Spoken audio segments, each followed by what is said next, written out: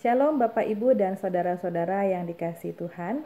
Hari ini kita akan belajar bersama dari firman Tuhan dari Kisah Para Rasul pasal 10 ayat 34 sampai dengan 43. Allah mengasihi semua orang. Bapak Ibu dan saudara-saudara yang dikasihi Tuhan, mengubah perilaku dan kebiasaan seseorang serta berani membuka pikiran kepada informasi yang baru itu bukan hal yang mudah. Rasul Petrus dididik untuk berperilaku sebagai orang Yahudi yang taat dan menghormati hukum Yahudi. Harus berhadapan dengan situasi yang baru, yaitu dirinya memasuki rumah orang non-Yahudi, berbicara dengan mereka dalam rangka memberitakan Injil.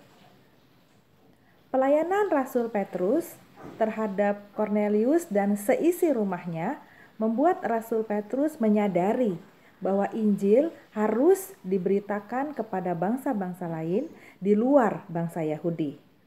Rasul Petrus pun dipersiapkan Tuhan Allah untuk menghadapi situasi yang baru ini melalui penglihatan kain lebar yang terbentang dan di dalamnya terdapat binatang-binatang melata dan binatang-binatang yang haram menurut pandangan orang Yahudi.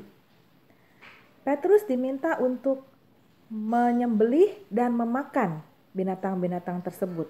Ia segera menolak dan menyatakan bahwa ia menjaga dirinya untuk tidak makan makanan yang dinyatakan haram.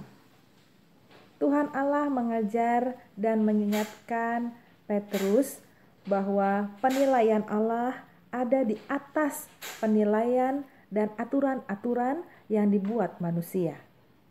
Saat berhadapan dengan orang-orang suruhan Kornelius yang datang menjemput, Petrus memilih untuk mengikuti tuntunan Roh Kudus dan dirinya ikut pergi bersama dengan mereka hingga tiba di rumah Kornelius.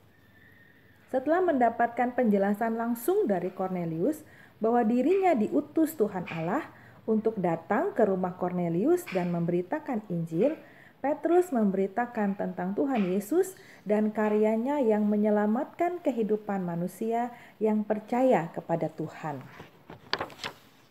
Mendengar penjelasan Kornelius membuat Rasul Petrus memiliki pemikiran dan cara pandang yang baru, yaitu Allah tidak membedakan orang, bahwa setiap orang yang hidup takut akan Allah dan mengamalkan kebenaran berkenan kepada Tuhan.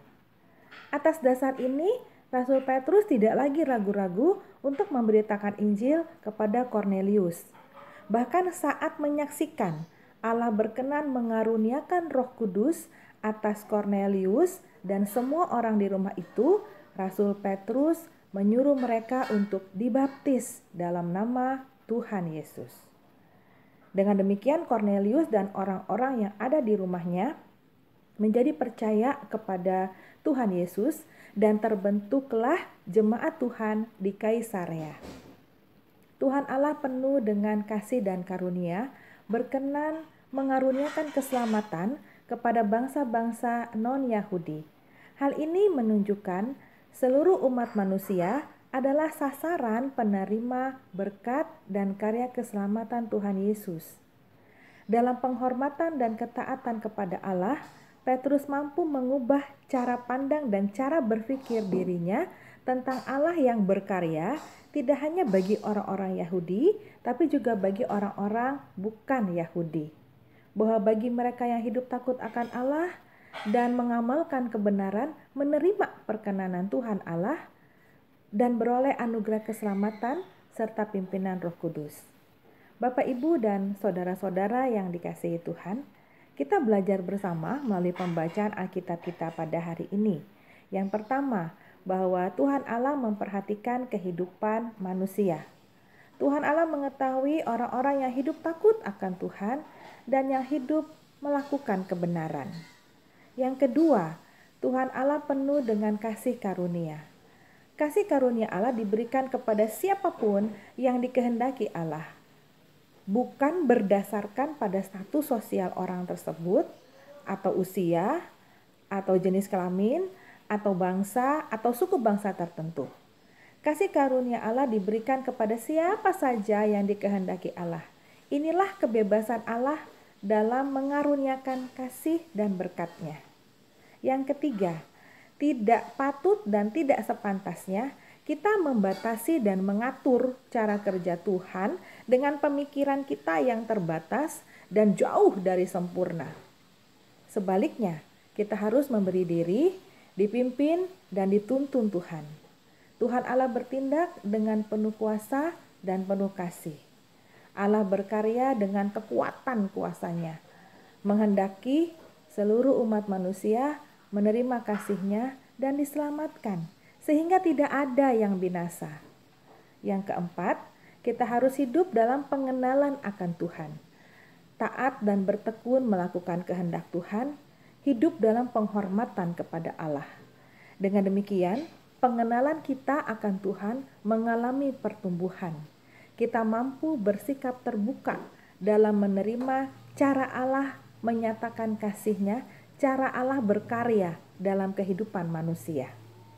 Bapak, Ibu, dan saudara-saudara yang dikasihi Tuhan, mari hidup menghormati Tuhan dan terus bergiat melakukan pekerjaan Tuhan.